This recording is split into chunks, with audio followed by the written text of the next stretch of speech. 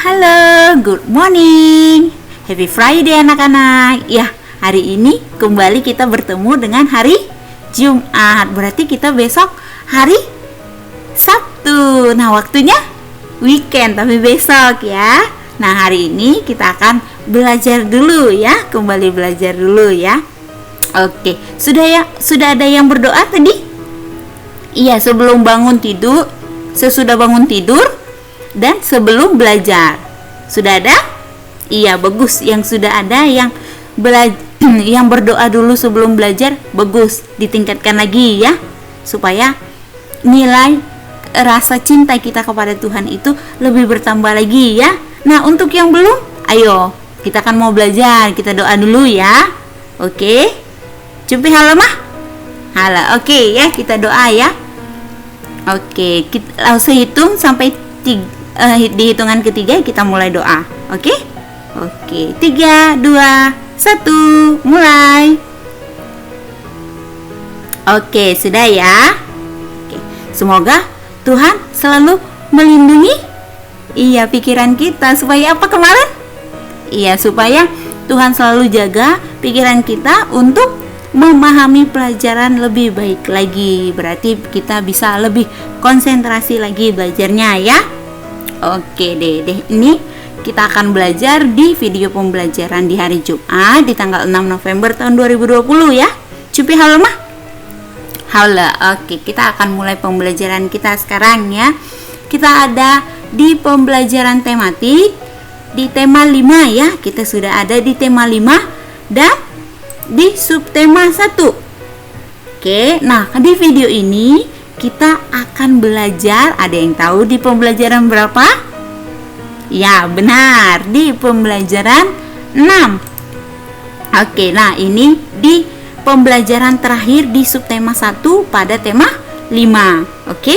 Jadi pahami lebih paham lagi pelajarannya ya. Oke? Oke, kita akan mulai pembelajaran kita dengan mengetahui tujuan pembelajaran kita terlebih dahulu ya.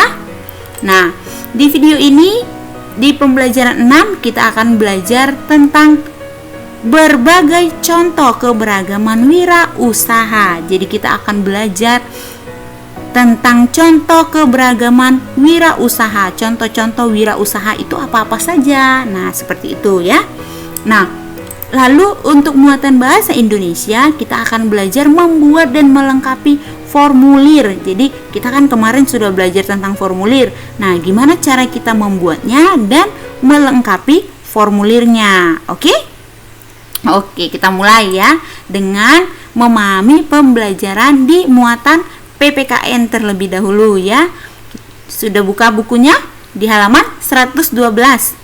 Sudah ya?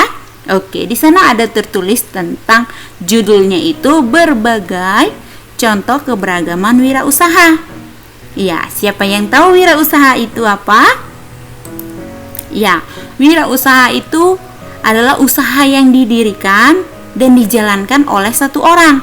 Nah, wirausaha ini artinya pekerjaan yang dilakukan oleh seseorang. Oke? Nah, jadi untuk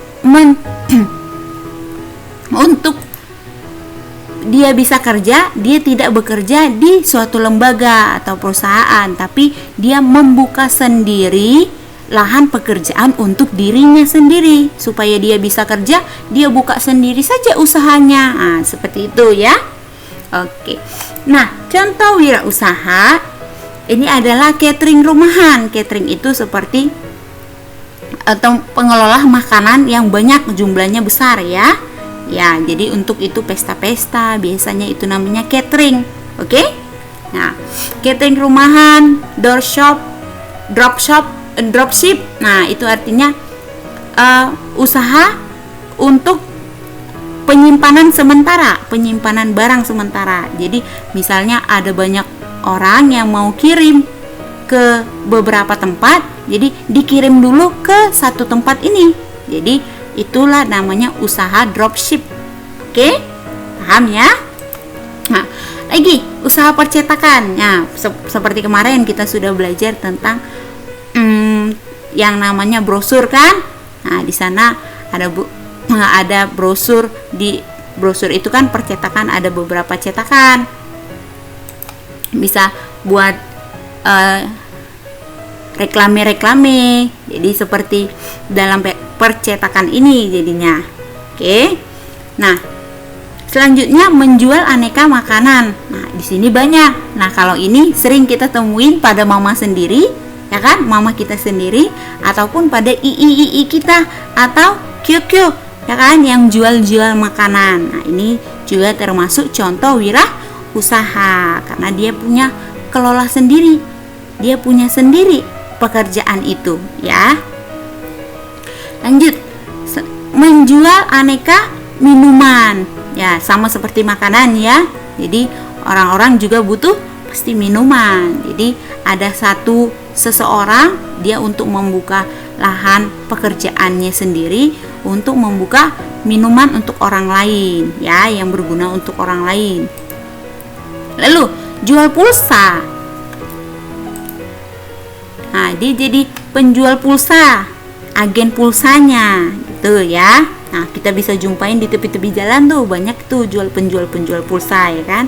Nah, itu punya seseorang, ya. Selanjutnya jasa cuci motor. Ya, yang ini siapa yang pernah ya cuci motor ataupun cuci mobil, itu sama, tempat pencucian kendaraan, ya. Ya. Nah, selanjutnya buka bimbel. Nah, bimbel itu yang seperti bimbingan belajar, jadi kayak kita les gitu di tempat les kita itu, gitu ya. Selanjutnya, apa itu sifat-sifatnya? Sifat-sifat yang harus dimiliki oleh pemilik wirausaha.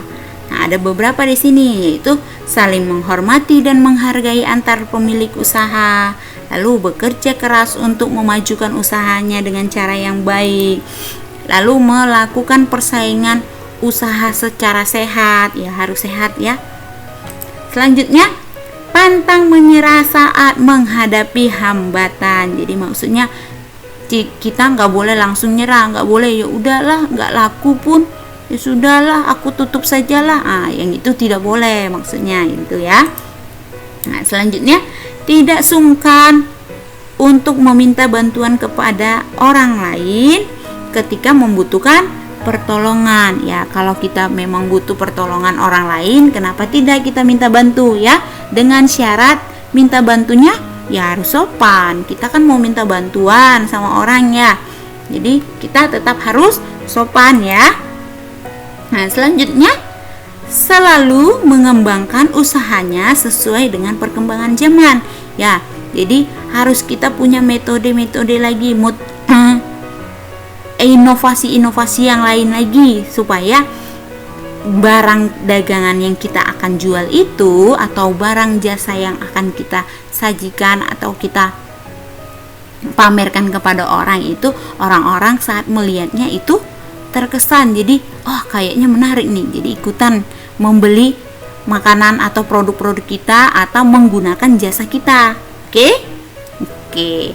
Sudah paham sampai di sini contoh wirausaha sama sifat-sifatnya? Ya, pasti ya, sudah paham ya.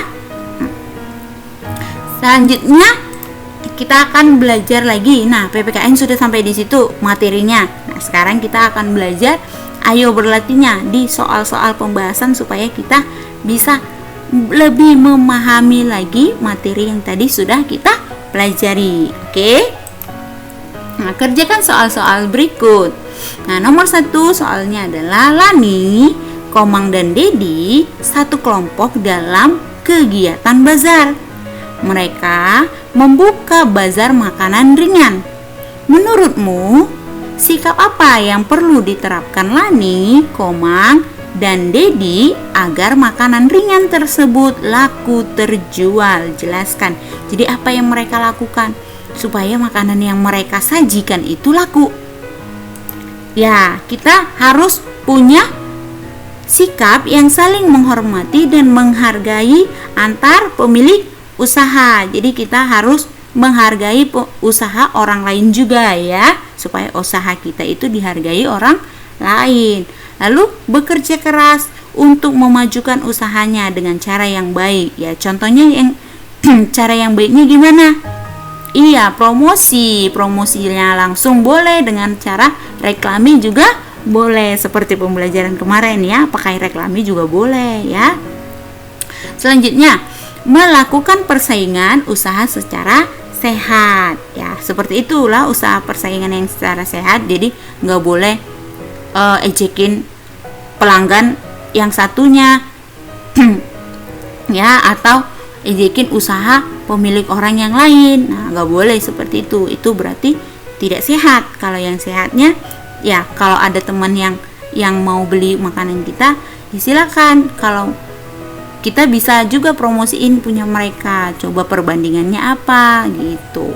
Oke? Pantang menyerah saat menghadapi hambatan ya. Tidak, kalau misalnya kita buka usahanya itu tidak begitu laku, ya jangan pantang menyerah, udahlah tutup aja lah, jangan seperti itu. Tapi kita kembangin lagi supaya apa? Yang lebih baik lagi perkembangannya, ikutin perkembangan zamannya supaya tidak norak atau ketinggalan zaman ya. Oke? Iya dong. Lalu, tidak sungkan untuk meminta bantuan kepada orang lain ya. Sudah tadi ya, ini adalah jawabannya yang di pembahasan sikap-sikap yang harus diterapkan dalam wirausaha. Oke? Oke deh. Nah, yang kedua, Pak Bayu memiliki wirausaha kerajinan bambu. Tak lama kemudian tetangganya juga membuka wirausaha kerajinan bambu. Pak Bayu menegur tetangganya tersebut agar memiliki usaha yang berbeda. Setujukah kamu dengan sikap Pak Bayu? Setuju nggak kita? Kalau ada Pak Bayunya itu menegur tetangganya yang buka usaha sama seperti dia. Iya, tidak ya? Ya jangan dong, biarlah kalau dia mau ikutin seperti kita, ya tidak apa-apa, kita adu rezeki dengan cara yang baik. Oke? Iya. Selanjutnya, jika kamu menjadi Pak Bayu, bagaimana sebaiknya sikapmu? Iya, kita harus melakukan persaingan usaha secara sehat dan pantang menyerah. Oke? Oke, selanjutnya nomor 3. Sikap apa yang harus kita miliki dalam menghadapi hambatan usaha? Jelaskan ya, tadi kita jelasin loh. Ya kan, tadi ada jawabannya. Siapa yang tahu? Ya, pantang menyerah dalam menghadapi hambatan. Oke. Nomor keempat, apa manfaat kerja keras dalam menjalankan wirausaha? Manfaatnya apa?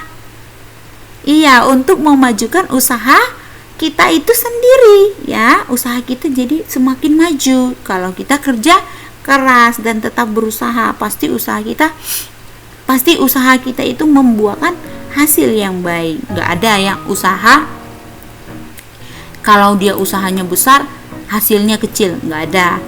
Pasti itu sejalan. Kalau usahanya besar pasti hasilnya besar. Tergantung usaha kita mau tidak. Sama seperti kalau mau belajar, orang pintar kenapa bisa pintar? Ya dia karena belajar gitu, karena usaha dia untuk belajar itu lebih besar. Nah, jadi siapa yang mau lebih besar lagi, lebih paham lagi, lebih pintar lagi dari sekarang, nah berarti kita harus lebih keras lagi belajarnya. Itu, oke? Oke, sama seperti itu. Nah, ini dalam bidang wirausaha. Kalau yang tadi Lause contohkan itu dalam pembelajaran, proses belajar mengajar. Apa ya? Oke. Nah, selanjutnya yang ke-5. Pedagang kantin sekolah ramai dikerumuni siswa. Mereka berdesak-desakan untuk membeli makanan. Di kantin, Komang melihat Jonas sudah mendapatkan makanan yang dibelinya. Namun ia belum membayar makanan tersebut. Si Jonas belum bayar nih. Nah, apa yang sebaiknya dilakukan si Komang? Nah, waktu si Komang lihat si Jonasnya udah beli, sudah dapat makanan yang dibelinya, tapi dia belum bayar, apa yang akan dilakukan si Komang? Iya, mengingatkan si Jonas ya, supaya Jonas membayar makanannya. Ya, kita ingatkan teman ya, mana tahu dia sudah kelaparan ya kan. Si Komangnya sudah kelaparan, rupanya dia langsung mau makan aja, rupanya belum bayar. Itu. Tapi ingat, kalau kalau mau mengingatkan teman harus dengan kata yang dengan sopan ya, supaya temannya tidak marah, tidak merasa juga kalau dia nanti merasa aku diejekin, takut seperti itu ya. Jadi ingatinnya, tetap mengingatnya dengan sopan ya. Nah, selanjutnya, apa yang sebaiknya dilakukan Jonas? Nah, si Jonas ngapain? Pasti harus membayar makanannya kepada pedagang kantin di sekolah. Oke? Paham sampai di sini? Paham ya? Oke, kita akan lanjut pembelajarannya di muatan bahasa Indonesia nih, di halaman 114. Nah, kita akan membuat dan melengkapi formulir ya. Nah, di sini kalian sudah lihat ya. Di sini adalah formulir. Contoh formulir apa? Ayo, ada yang bisa jawab? Iya, formulir pengiriman uang. Jadi ini salah satu contoh formulir pengiriman uang di bank. Langsung ambil bank CIMB Niaga ya. Nah, jadi kita akan mencoba untuk mengisinya ya. Cara ngisi formulir gimana ya? Nah, jadi kan ini sudah kita dapetin nih formulirnya. Kita datang aja ke bank. Tik. Sudah datang ke bank. Nah, Pak, bilang sama Pak Sapamnya, "Pak, saya mau kirim uang. Gimana caranya, Pak?" Nah, Pak Sapamnya bakalan kasih formulir ini sama kita. Oke, nah bentuk formulir ini, nah ini kan CIMB Niaga. Nah, kalau kita ke bank ke Bank Mandiri, beda lagi kopnya seperti ini. Bentuk backgroundnya untuk formulirnya beda lagi, tapi tetap aja sama tuh apa yang harus kita tulis, identitas sebagai kita pengirim dan orang yang mau menerima kiriman kita itu pasti sama ya, cuman bentuknya saja, backgroundnya saja, atau animasi gambar-gambarnya saja yang berbeda ya.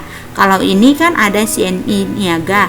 Nah, kalau kita pergi ke Mandiri ya pasti tulisannya Mandiri ya kan. Kalau kita ke Bank BRI ya tulisannya Bank BRI ya kan. Nah, di sini kita sudah langsung taruh contohnya, kita akan isi ya. Oke. Nah, kita pertama-tama di situ untuk pemohon, berarti kita yang harus mengisinya.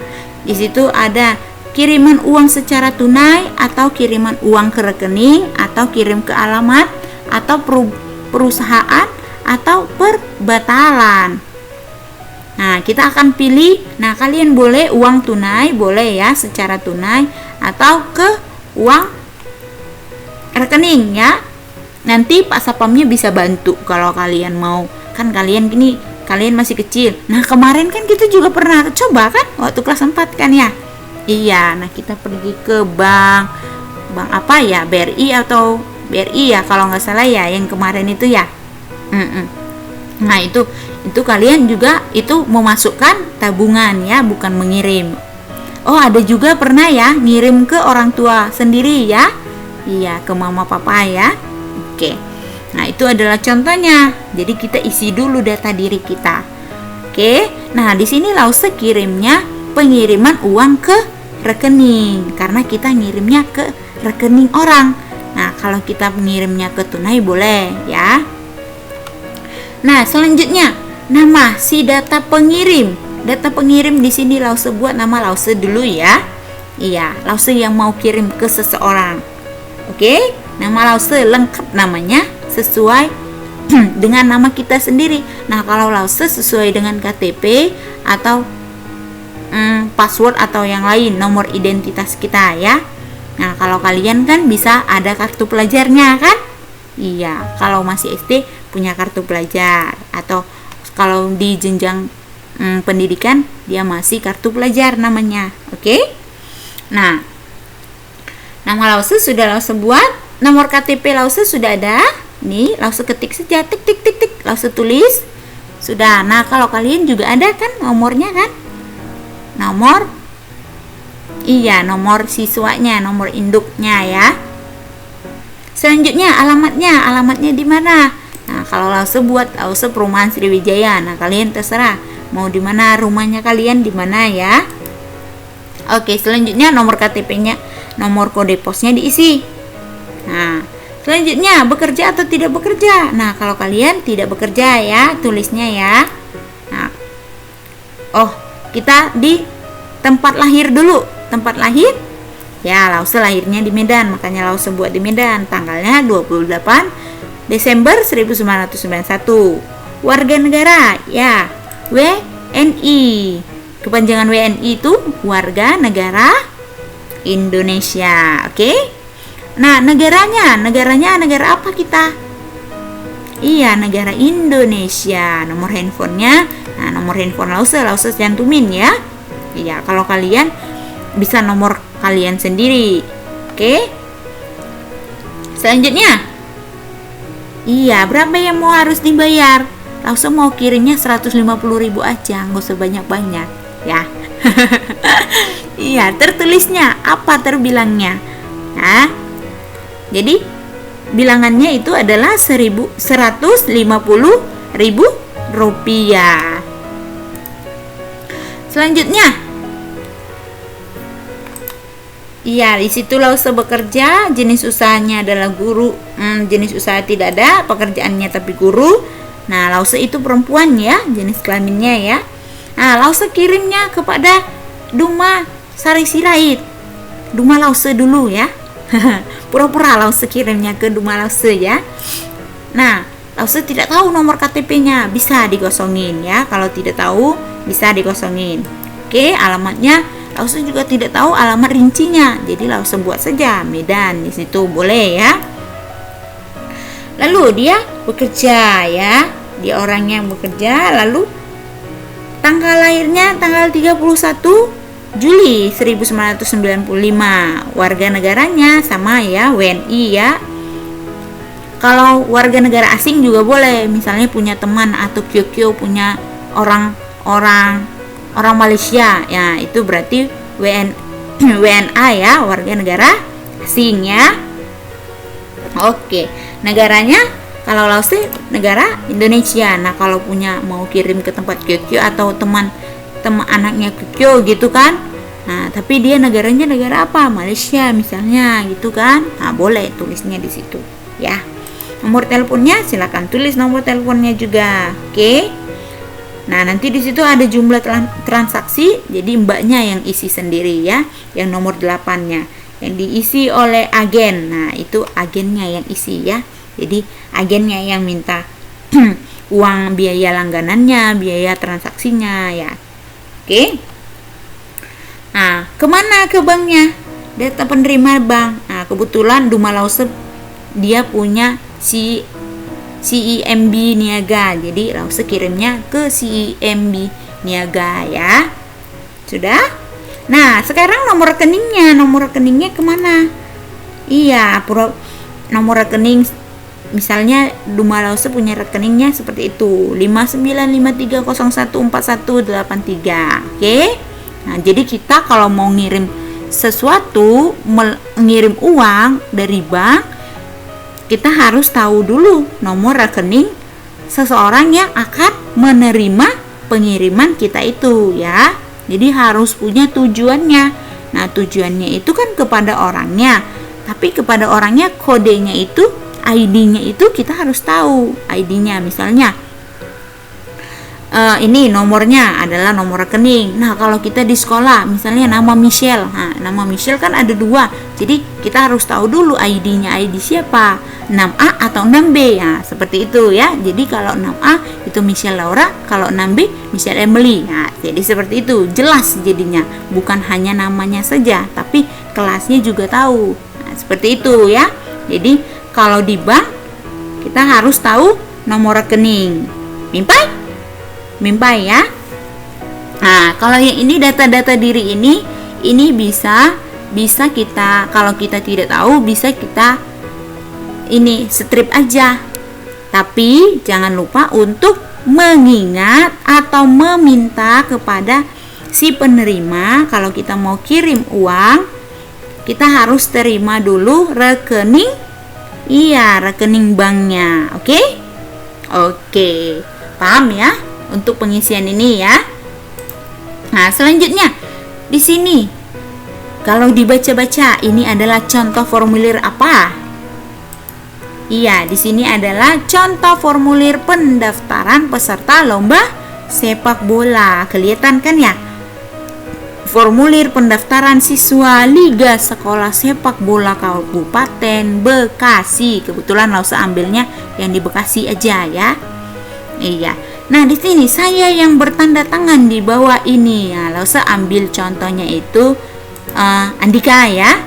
Contohnya itu pura-puranya Andika yang mau mendaftar sebagai calon sekolah sepak bola nih. Ikutan lomba sepak bola kabupaten di Bekasi. Oke? Nah, namanya Andika Wijaya, lengkap ya, Andika Wijaya. Jabatannya sebagai sekolah SSB, itu kepanjangannya adalah sekolah sepak bola. Oke? SSB itu sekolah sepak bola. Jabatannya dalam sekolah sepak bola itu apa? Ya, kita anggap dia itu sebagai ketua SSB ya. Selanjutnya nama SSB. Nama SSB-nya kita kan belum ada nih. Tapi kita tulis aja ya. Simfu SSB. Misalnya Andika jadi ketuanya, nama ketua SSB-nya itu adalah Simfu. Oke?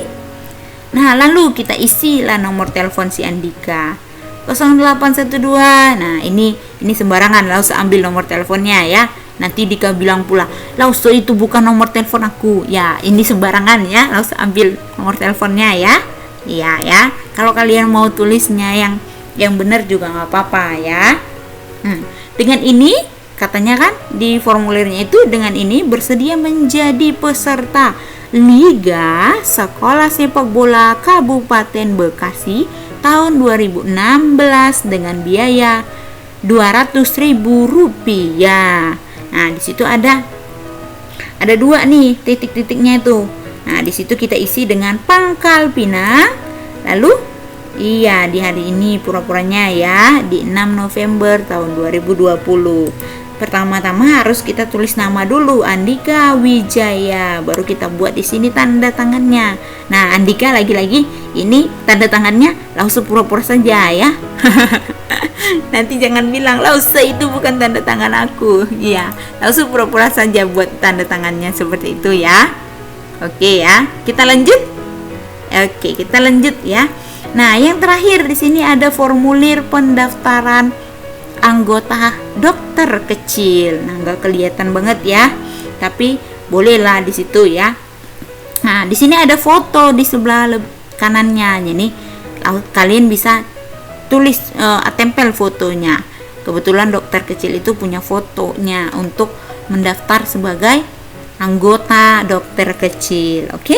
Nah, dokter kecil harus ambil nama contoh orangnya itu, nama lengkapnya adalah Shaina Anggelika Wijaya.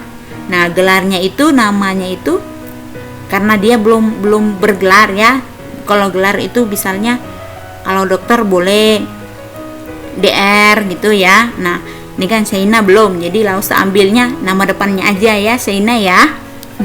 Jadi kalian bisa buat di situ. Nah, nomor telepon juga sembarangan Lausa ambil tadi ya. Lausa isi saja nomor telepon dan nomor handphonenya, samakan saja. Oke. Lalu alamat emailnya boleh shainaangalikawijaya@gmail.com. Oke. Nah, lalu alamat rumahnya di mana? Alamat rumahnya Jalan Batu Giok. Nah, ini Lausa ambil contoh saja ya. Jalan Batu Giok Lausa ambil contohnya. Nah, alamat praktek, dia mau prakteknya di mana?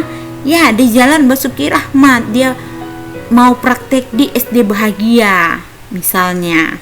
Ya, nomor telepon SD Bahagia berapa? Nah, Ini lagi contohnya lagi, langsung ambil 0812 39 03 9862. Nomor faxnya langsung buatnya kosongin aja, jadinya alamat email jadinya itu ya. sdbahagia@gmail.com jadinya. Jenis prakteknya apa? Mandiri, rumah sakit, atau bersama, atau klinik. Nah, di sini langsung ambil contoh mandiri ya. Jadi si Shaina aja yang melakukan praktek. Oke? Nah, dia tidak pergi ke rumah sakit. Dia hanya pergi ke tempat ini saja yang namanya SD Bahagia tempatnya. Tuh ya. Nah, penanggung jawab klinik.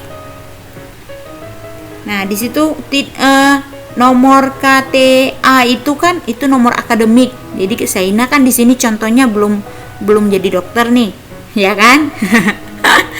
Jadi kita belum bisa keluarin KTA-nya. Di langsung nggak bisa sembarangan tulis ya. Jadi kalau nanti ada, misalnya jadi ada nih anggota dokter kecilnya, bisa ditulis itu ya. Nah, karena kita kan sekarang belum, ini masih kita belajar contohnya ya. Jadi di sini nggak langsung tulisin. Nah, mulai berpraktek hari apa? Besok dia mau prakteknya. Di hari Sabtu di tanggal 7 November tahun 2020. Oke. Nah, alumninya dari mana? Iya, dari Universitas Bahagia namanya. Dia lulus alumninya, lulusan dari situ maksudnya ya. Nah, tahun kelulusannya kita pura-puranya anggap tahun 2020 saja dia lulusnya ya. Padahal kalian lulus kelas 6-nya tahun 2021 ya. Iya, nggak apa-apa lah, ini kan contoh ya. Oke, yang penting paham pembelajarannya. Oke. Nah, lalu minatnya sama siapa? Anjing, internal, atau oftalmologi, kucing, bedah, reproduksi? Ya, dia maunya sama anjing saja. Dia mau lihat dulu prakteknya itu sama anjing saja. Dia mau praktekin tentang anjing. Jadi si Shaina ini karena dia suka anjing, jadi dia mau praktek tentang anjing saja di SD Bahagia gitu ya. Tempatnya di SD Bahagia. Jadi dia mau praktek tentang ciri-ciri anjing gimana, bulu anjing yang sehat gimana, badan anjing yang sehat gimana. Nah, itu. Jadi dokter kecil pura-pura meneliti tuh ya. Nah, tanda tangannya pertama kita harus buat namanya dulu, karena di situ dokter kecil formnya agak panjang, langsung jadi potong sedikit ya. Jadi seharusnya itu agak panjang, jadi nggak kelihatan. Kalau langsung agak panjang nanti kalian nggak kelihatan, tambah nggak kelihatan itu apa yang mau diisi. Jadi langsung potong sedikit ya. Nah, kita letakin dulu nama Shaina di situ. Nah, lalu tanda tangannya. Nah, langsung buatnya tanda tangan Shaina seperti ini ya. Tapi kalau Shaina bukan seperti itu tanda tangannya, ya nggak apa-apa ya Shaina ya. Ini langsung ambil contoh saja ya. Oke? Oke.